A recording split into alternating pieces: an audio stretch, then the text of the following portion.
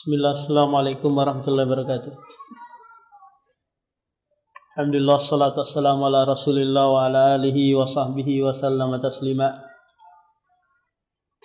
Alhamdulillah, kita lanjutkan lagi pengajian kita membahas kitab Samanuna Sababan Lin Najati Minan Nar, 80 langkah selamat dari neraka jahanam. Sekarang kita sudah di poin yang ke-12, yaitu al-buka'u min khasyatillah. Menangis karena takut kepada Allah Subhanahu wa taala. Jadi menangis di sini adalah menangis yang bernilai ibadah plus mendapatkan kenikmatan di dunia maupun di akhirat kelak. Bukanlah tangisan orang-orang yang kehilangan keluarganya, kehilangan istrinya, kekurangan makan dan yang lainnya. Bukan ini. Tapi mereka yang menangis karena takut kepada Allah Subhanahu wa taala. Imma dengan sebab dosa-dosa yang selama ini dia lakukan, sehingga dia takut kepada azab Allah Subhanahu wa taala di dunia maupun di akhirat kelak. Takala turun ayat di dalam surah Al-Mu'minun ayat 57 yang bunyinya walladzina yu'tuna ma atau wa qulubuhum wajilah, dan orang-orang yang menginfakkan harta mereka sementara hati mereka takut. Aisyah radhiyallahu an mendengarkan ayat ini, lantas dia bertanya kepada Rasulullah, ahuwalladzi yazni wa yashrabul khamra wa yasrik. Apakah orang yang takut di sini adalah mereka yang berzina, minum khamr, ataukah mencuri, wahai Rasulullah? Kata Rasulullah, la ya ibnat as-Siddiq, enggak wahai putri Abu Bakar as-Siddiq. Di situ mereka adalah orang-orang yang berpuasa, orang yang salat malam, orang yang bersedekah. Mereka takut apa? Lakinnahu yakhafu alla yaqbalah. Mereka takut sekiranya ibadah yang mereka lakukan tidak diterima oleh Allah Subhanahu wa taala. Jadi al-buka'u min khasyatillah, menangis karena takut kepada Allah Subhanahu wa taala, ini akan bisa terwujud kalau seseorang itu memiliki hati yang lembut. Ini Pak, catatannya di sini. Orang bisa menangis karena mendengar Al-Qur'an, karena teringat neraka atau hal-hal yang menyedihkan. Itu apa? Berangkat dari mereka yang punya hati yang lembut. Lantas bagaimana kita bisa memperoleh hati yang lembut? Maka di sana banyak sebab. Di antaranya adalah kasratul ibadah. Memperbanyak ibadah kepada Allah Subhanahu wa taala, ini pasti akan melembutkan hati kita. Allah berfirman dalam surah Al-Mu'minun, ulaika yusari'una fil khairati lahum sabikun. Mereka adalah orang-orang yang bersegera, orang-orang yang takut kepada Allah itu adalah mereka yang bersegera beribadah, memperbanyak ketaatan kepada Allah Subhanahu wa taala. Kemudian sebab yang kedua, yaitu mereka yang sering membaca Al-Qur'an Al-Karim. Maka hatinya akan menjadi lembut. Mudah baginya apa? Menangis tatkala mendapatkan ayat-ayat Al-Qur'an yang berisikan tentang neraka jahanam. Kata Utsman bin Affan, "Lau tahurat qulubuna lama syabi'at min kalamillah." Seandainya hati kita bersih, niscaya kita tidak akan bosan-bosannya membaca Al-Qur'an. Kemudian sebab yang ketiga adalah at-tadabbur Quran. Mentadabburi Al-Quran menyebabkan hati kita apa? Hati kita lembut. Justru sebaliknya, kalau kita hanya sekedar membaca tanpa dibarengi dengan tadabbur, inilah yang membuat kita jauh dari pemahaman, jauh dari pengamalan, jauh dari hidupnya hati. Kenapa? Karena kita tidak barengi dengan tadabbur. Afala yatadabbarunal Qur'an am ala qulubin aqfaluha. Apakah mereka tidak mentadabburi Al-Qur'an ataukah hati mereka tertutup? Kemudian sebab berikutnya adalah al-bu'du anil ma'siyah, menjauhi kemaksiatan. Karena kemaksiatan yang kita lakukan itu menyebabkan hati kita ternodai, ada titik-titik hitam di dalam hati kita sehingga susah untuk Untuk lembut. Yang ada hanya qasiyah, hati menjadi keras dengan sebab dosa-dosa sehingga susah kita untuk menangis karena takut atau karena rindu kepada Allah Subhanahu wa taala.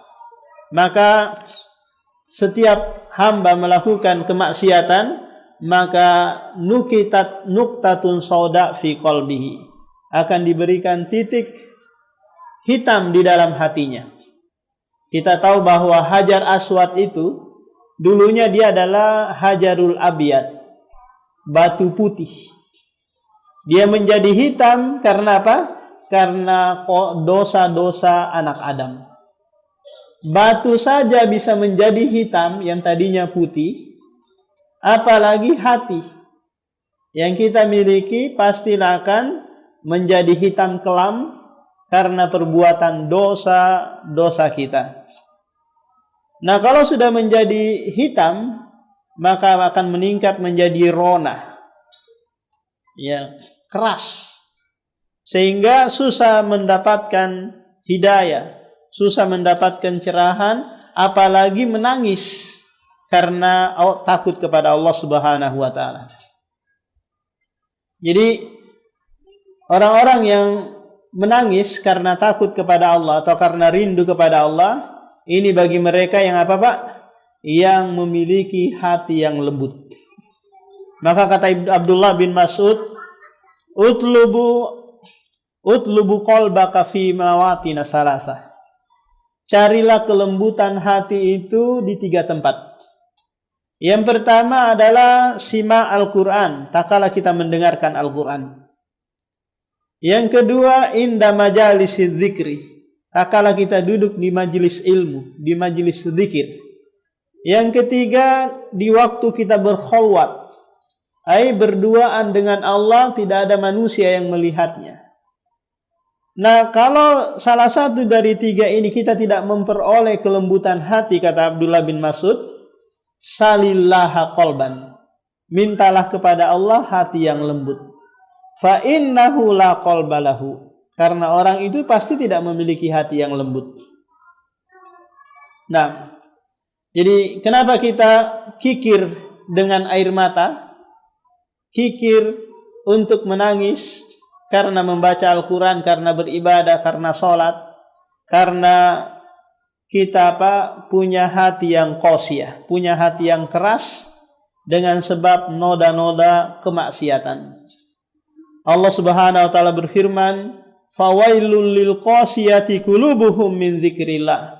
Celakalah orang-orang yang keras hatinya dari mengingat Allah Subhanahu wa taala. Sementara Al-Qur'an itu pelembut hati.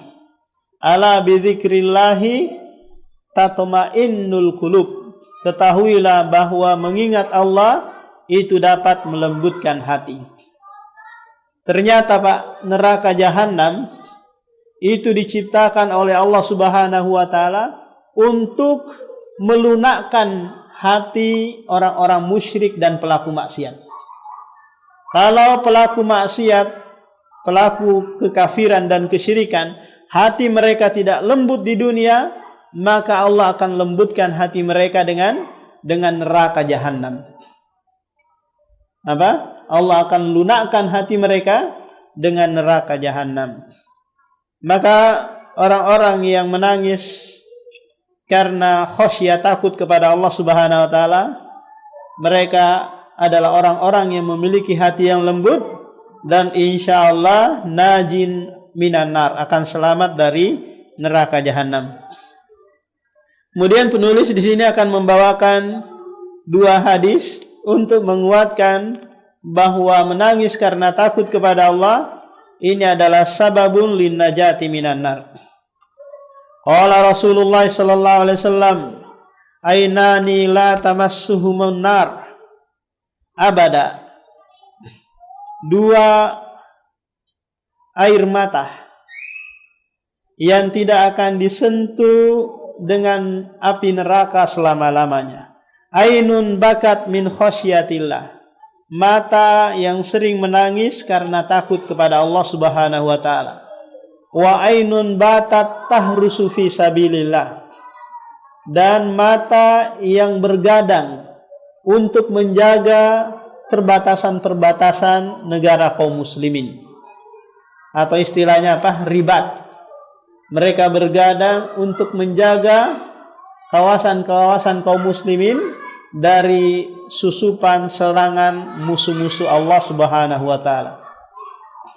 Wa qala sallallahu alaihi wasallam, la yalijun nar rajulun baka min khasyatillahi hatta yauda al-labanu fi dhar'i. Jadi seseorang itu tidak akan dimasukkan ke dalam neraka kalau dia menangis karena takut kepada Allah. Kapan? Hatta yaudu, hingga susu kembali ke ke puting susu atau payudara yang menyimpan susu tersebut. Ini enggak mungkin. Sesuatu yang sudah keluar kan enggak mungkin masuk lagi. Bal innahu min sab'atil ladzina yudhilluhumullahu fi dhilli kama fi sahihaini. Bahkan menangis karena takut kepada Allah ini adalah salah satu sebab yang menyebabkan orang tersebut mendapatkan naungan di padang mahsyar nanti. Kita tahu bahwa padang mahsyar adalah tempat berkumpulnya manusia, di mana di sana tidak ada gedung, tidak ada pohon, tidak ada gunung-gunung untuk menaungi, tanah lapang yang sangat luas. Maka di sanalah manusia sangat membutuhkan naungan. Tidak ada naungan kecuali naungan dari Allah Subhanahu wa taala. Wa rajulun dzakarallahu khalian fafadat ainahu, yaitu seorang laki-laki yang dia mengingat Allah dalam keadaan sendirian, lalu kedua matanya menangis, meneteskan air mata. Kemudian langkah yang ke-14 agar kita terselamatkan dari neraka jahanam adalah at-tahallul minal madzalim, melepaskan diri dari kezaliman-kezaliman yang pernah kita lakukan dari dari manusia. Karena di antara syarat taubat itu, Pak, adalah harus melepaskan diri dari dari kezaliman manusia. Contoh gini, Pak. Kita pernah menggibahi orang atau menceritakan kehormatan orang lain. Ini kita berdosa kan? Iya, berdosa. Berdosa kepada Allah sekaligus kita melakukan kezaliman kepada manusia. Lantas kita istighfar meminta ampun, diampuni oleh Allah.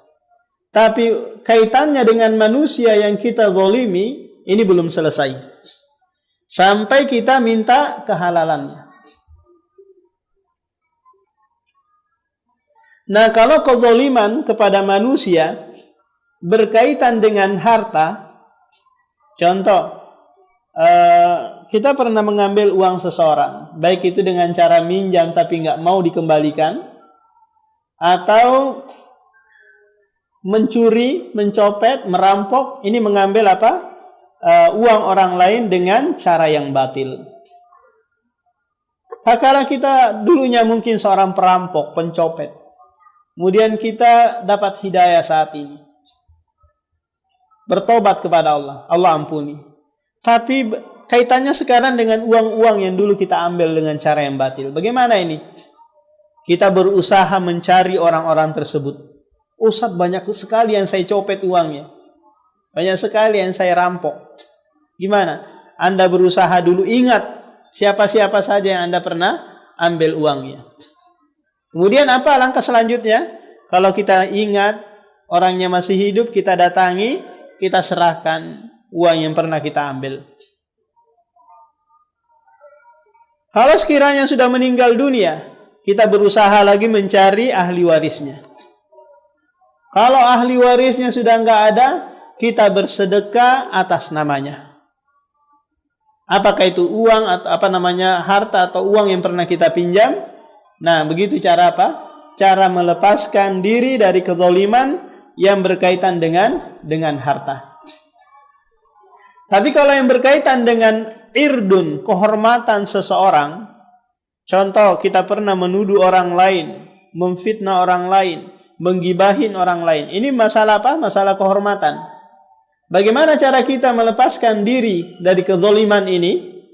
Caranya, yang pertama meminta kehalalan darinya, meminta maaf. Afwan ya, saya pernah menggibah antum. Oh enggak, saya enggak maafin kamu kecuali kamu bayar saya 100 juta. Gimana Pak? Oh, bukankah Allah menganjurkan memberikan maaf? Bukankah Allah menginginkan apa? Kita memberikan maaf. Maafin saya. Enggak, saya enggak mau. Gimana Pak kalau seperti ini? Dia maunya tebusannya uang. Ya udah, Anda berusaha mencari, kalau bisa ditawar gitu, untuk mencari kehalalan. Jangan sampai nanti datang masa yang tidak ada lagi bermanfaat harta dan anak sebagai tebusan kesalahan kita. Tapi kalau sekiranya orang ini tak kala dikasih tahu kita pernah menggibahnya, maka orang ini membuat keburukan yang menjadi-jadi gitu, maka nggak usah dikasih tahu. Kalau kita, Mas, saya pernah menggibahmu, Mas. Wah, ternyata kamu ya orangnya ya. Akhirnya dia tambah melonjak. Maka nggak usah dikasih tahu. Cukup Anda apa? Menceritakan kebaikannya di mana Anda pernah menggibahnya, pernah menceritakan keburukannya. Nah, ini apa? Ini cara melepaskan diri dari kezaliman yang berkaitan dengan kehormatan orang lain.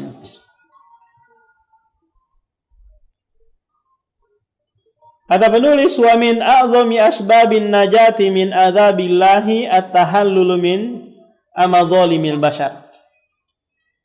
Di antara sebab yang terbesar selamat dari azab Allah adalah at-tahallul, yaitu melepaskan diri dari kezaliman kepada manusia. Karena hablum minallah dan hablum minannas harus berjalan seimbang, Pak. Percuma kalau kita hubungan kepada Allah saja baik, tapi hubungan kepada manusia buruk.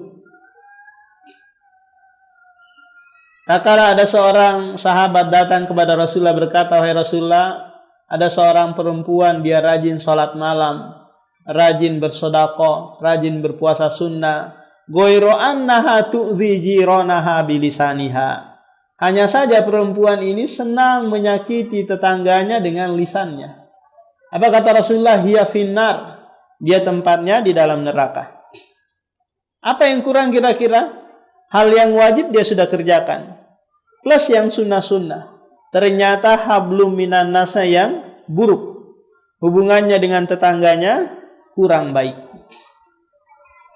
An Abi Hurairah radhiyallahu an qala Rasulullah kama indal Bukhari man kanat lahu madlamatun li akhihi.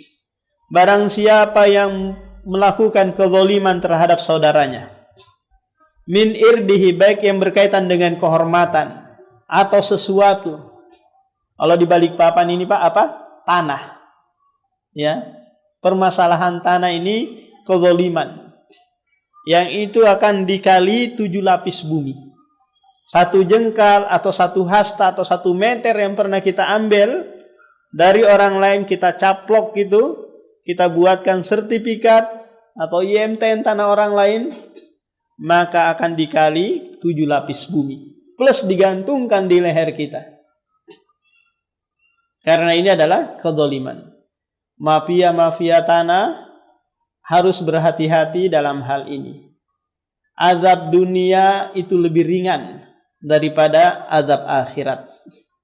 Kenikmatan dunia itu sesaat daripada kesengsaraan akhirat yang tidak ada ujung pangkalnya. Khalidina fiha. Falyatahallalhu minhul yaum. Maka mintalah kehalalan di hari ini. Qabla an la yakuna dinarun wala dirhamun. Sebelum tidak bermanfaat lagi dinar dan dirham untuk menebus. In kana lahu amalun sholihun ukhidha minhu biqadri madlamati. Jika dia punya amalan soleh, maka akan diambil amalan soleh tersebut sebagai tebusan kezaliman yang pernah dia lakukan. Diserahkan kemana ini Pak? Ke orang yang dia zalimi. Illam takun lahu hasanat. Jika dia tidak punya lagi kebaikan, ukhidha min sayyiati sahibihi fahumila alaihi. Maka keburukan orang-orang yang dia zalimi itu dipindahkan kepadanya. Maka orang ini dikenal apa? Muflis. Muflis, orang yang bangkrut. Kebaikan-kebaikan di dunianya habis semuanya dipakai menebus kezaliman-kezaliman yang dia lakukan terhadap manusia. Maka sebagai orang yang beriman, maka hendaknya kita perhatikan setiap ucapan dan perbuatan kita, apakah menzalimi manusia atau tidak, sehingga kita menjadi orang yang berbahagia dunia dan akhirat. Demikian, subhanakallah bihamdik, syadallah lantas terkatubilik.